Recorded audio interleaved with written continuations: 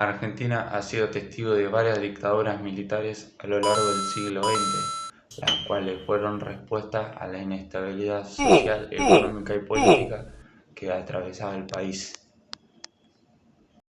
Estos golpes de Estado no solo derrocaron gobiernos democráticos, sino que también trajeron consigo la implementación de regímenes represivos que justificaron su accionar con el argumento de luchar contra el comunismo o la subversión interna. Los dictadores que asumieron el poder durante estos periodos promovieron el control autoritario sobre la sociedad, la censura, el encarcelamiento de opositores y el uso de la tortura, además de perpetrar una de las mayores crisis de derechos humanos en la historia de Argentina.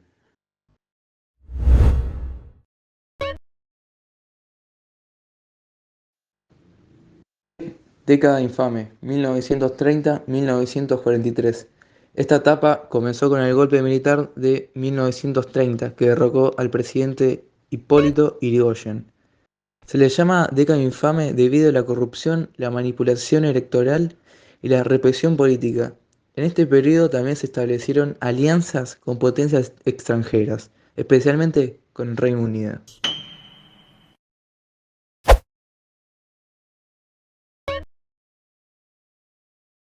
La Revolución Libertadora, 1955-1958. Este golpe derrocó al presidente Juan Domingo Perón en 1955. El gobierno militar liderado por el general Eduardo Lonardi y luego por Pedro Eugenio Aramburu intentó erradicar la influencia peronista de la política y la sociedad. Prohibió al partido peronista y reprimió a sus seguidores, además de aplicar fuertes medidas de control social.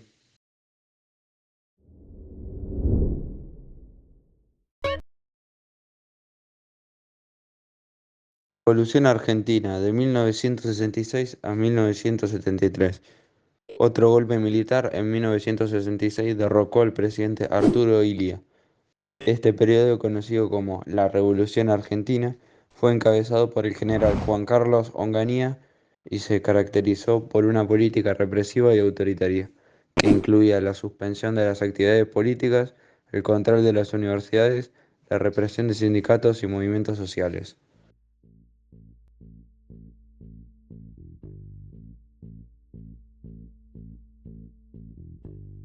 La dictadura de Jorge Rafael Videla, iniciada el 24 de marzo de 1976, surgió en un contexto de profunda crisis política, social y económica en Argentina. En los años previos, el país se encontraba inmerso en un clima de alta conflictividad, caracterizado por divisiones políticas, violencia y una inestabilidad institucional que afectaba tanto al gobierno como a la sociedad en su conjunto. Tras el fallecimiento de Juan Domingo Perón en 1974, su esposa y vicepresidenta Isabel Perón asumió la presidencia en un momento particularmente desafiante. El país estaba sumido en una grave crisis económica, con inflación descontrolada y alto nivel de desempleo, lo que generaba descontento social. Además, la violencia política crecía día a día. Por un lado, actuaban grupos guerrilleros como Montoneros y el Ejército Revolucionario del Pueblo, quienes realizaban secuestros, atentados y asesinatos. Por otro lado, el gobierno utilizaba fuerzas represivas que, junto a grupos paramilitares como la AAA, combatían a la guerrilla de manera brutal, promoviendo una escalada de violencia en el país. La presidencia de Isabel Perón se caracterizó por una falta de liderazgo y un aumento de la represión. Ante la capacidad de frenar la crisis y la creciente inestabilidad, el descontento se extendió no solo entre la población, sino también dentro de las Fuerzas Armadas, que tenían en el caos una amenaza para el país. Esto llevó a que el 24 de marzo de 1976 las Fuerzas Armadas dieran un golpe de Estado y tomaran el poder, instaurando el llamado proceso de reorganización nacional. Comunica a la población que a partir de la fecha el país se encuentra bajo el control operacional de la Junta Militar. Se recomienda a todos los habitantes el estricto acatamiento a las disposiciones y directivas que emanen de autoridad militar, de seguridad o policial, así como extremar el cuidado en evitar acciones y actitudes individuales o de grupo que puedan exigir la intervención drástica del personal en operaciones. Firmado Jorge Rafael Videla, Teniente General, Comandante General del Ejército.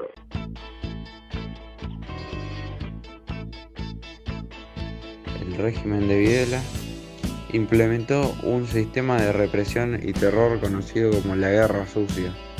Durante este periodo, las Fuerzas Armadas llevaron a cabo una campaña sistemática de secuestros, torturas y desapariciones forzadas. Se estima que entre 10.000 y 30.000 personas fueron desaparecidas, aunque las cifras exactas siguen siendo objeto de investigación. El uso de centros clandestinos de detención como la Escuela Mecánica de la Armada, ESMA, fue una práctica común, donde las personas secuestradas eran interrogadas y torturadas.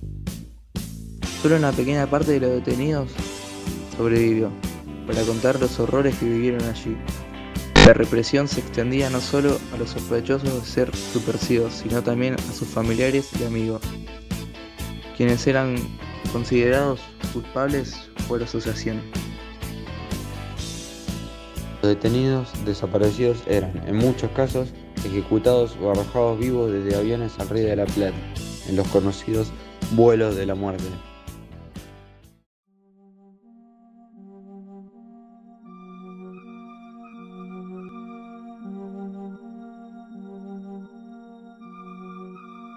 La desaparición de niños y el robo de bebés, uno de los aspectos más atroces de la dictadura de Videla, fue la apropiación de bebés nacidos de madres detenidas en los centros clandestinos. Estas madres, en muchos casos, eran ejecutadas después del parto, y sus hijos eran entregados a las familias vinculadas al régimen o a simpatizantes de la dictadura, quienes los criaron como si fueran sus propios hijos, negándoles así su identidad.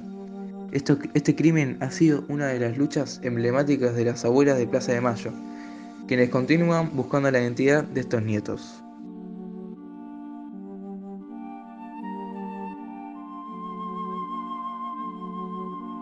Censura y control de la información.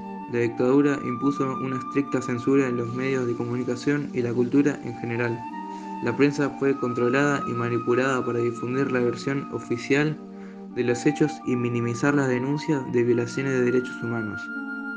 La literatura, el teatro, la música y otras formas de expresión artística fueron censuradas y muchos artistas, escritores e intelectuales fueron perseguidos o exiliados. Esto creó un clima de silencio y autocensura que dificultó que la sociedad argentina tuviera plena conciencia de lo que estaba ocurriendo en el país.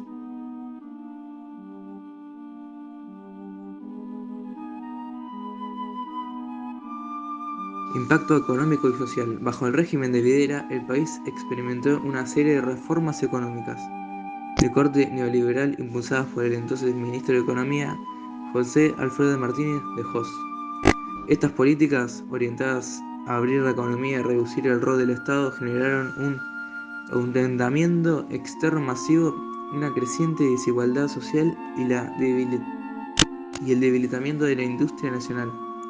Las políticas de Martínez de Hoz tuvieron efectos devastadores para la clase trabajadora y contribuyeron a una crisis económica que se profundizó en los años siguientes.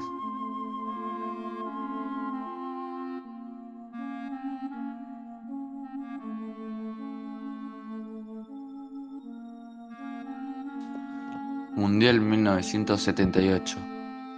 Uno de los episodios más controvertidos del Mundial fue el partido entre Argentina y Perú, jugado el 21 de junio de 1978. Argentina necesitaba ganar por al menos 4 goles para avanzar a la final, y el equipo argentino derrotó a Perú 6-0 con 2 goles de Mario Alberto Kempes, 2 de Leopoldo Jacinto Luque y 1 de Alberto Tarantini, y 1 de René Hausemann. En la final, Argentina se coronó campeón del mundo por primera vez en su historia tras ganarle en 3-1 a Países Bajos, que era una de las mejores selecciones de ese entonces, y esto provocó la alegría del pueblo argentino. Retomando el partido contra Perú, fue un resultado que levantó sospechas por su amplitud. Según varias teorías y denuncias, la junta militar arregló el partido mediante presiones y posibles sobornos. Estas sospechas incluyen además la posibilidad de que el gobierno argentino ofreciera ayuda económica a Perú a través de un acuerdo para exportar granos y el envío de un cargamento de armas. Si bien no se ha comprobado oficialmente el amaño del partido, existen testimonios que refuerzan la teoría, como José Carlos Oblita, jugador peruano, y algunos jugadores argentinos han señalado la presión a la que estuvieron sometidos y la extrañeza de algunos eventos alrededor del partido. Además, Videla y Henry Kissinger, exsecretario de los Estados Unidos, estuvieron presentes en el estadio, una señal que algunos interpretaron como un intento de controlar la narrativa mediática y asegurar que el mundo viera el Mundial como una fiesta de paz y orden en el país. Impacto del Mundial en la percepción internacional. Aunque el Mundial de 1978 fue en parte un éxito propagandístico para la dictadura, el ocultamiento no fue completo. Organismos internacionales, familiares de desaparecidos y algunas figuras públicas aprovecharon el evento para visibilizar la situación en Argentina. Organizaciones como las Madres de Plaza de Mayo distribuyeron información a la prensa extranjera y poco a poco la realidad argentina comenzó a salir a la luz. Para el régimen de Videla, el Mundial logró el objetivo de minimizar durante un tiempo la presión internacional y aumentar el apoyo de la población. La victoria en la final que coronó a Argentina como campeón mundial de fútbol fue usada para fortalecer el sentimiento nacionalista y desviar la atención del horror de las desapariciones.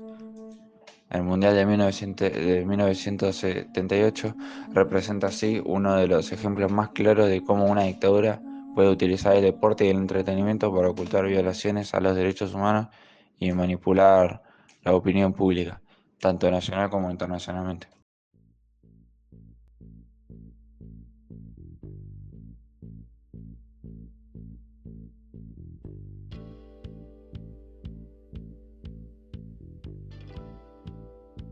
Vida y legado. La dictadura comenzó a perder apoyo a medida que los crímenes se hicieron más difíciles de ocultar, tanto a nivel nacional como internacional. Además, la situación económica era insostenible y las protestas populares, aunque reprimidas, crecían. La Guerra de Malvinas en 1982, liderada por el sucesor de Videla, Leopoldo Galtieri, fue la gota que colmó el vaso. Tras la derrota militar, el régimen perdió todo respaldo y la presión popular forzó la convocatoria de elecciones en 1983, lo que llevó al retorno de la democracia bajo la presidencia de Raúl Alfonsín. Es fundamental reflexionar sobre este periodo con la conciencia de que las violaciones a los derechos humanos cometidas durante la dictadura no solo destruyeron vidas, sino que también fracturaron el tejido social y psicológico de toda una nación. La memoria histórica es vital para evitar que se repitan estos crímenes. La justicia y la reparación para las víctimas, aunque insuficientes en muchos casos, siguen siendo un paso fundamental hacia la construcción de una sociedad más justa y democrática. La dictadura de Videla nos deja una lección profunda sobre los peligros de los regímenes autoritarios, la necesidad de defender la democracia y los derechos humanos, y el valor de la memoria colectiva en la búsqueda de la justicia. Solo a través de la reflexión crítica y compromiso con la verdad podremos evitar que se repita una tragedia como la vivida durante esos años oscuros.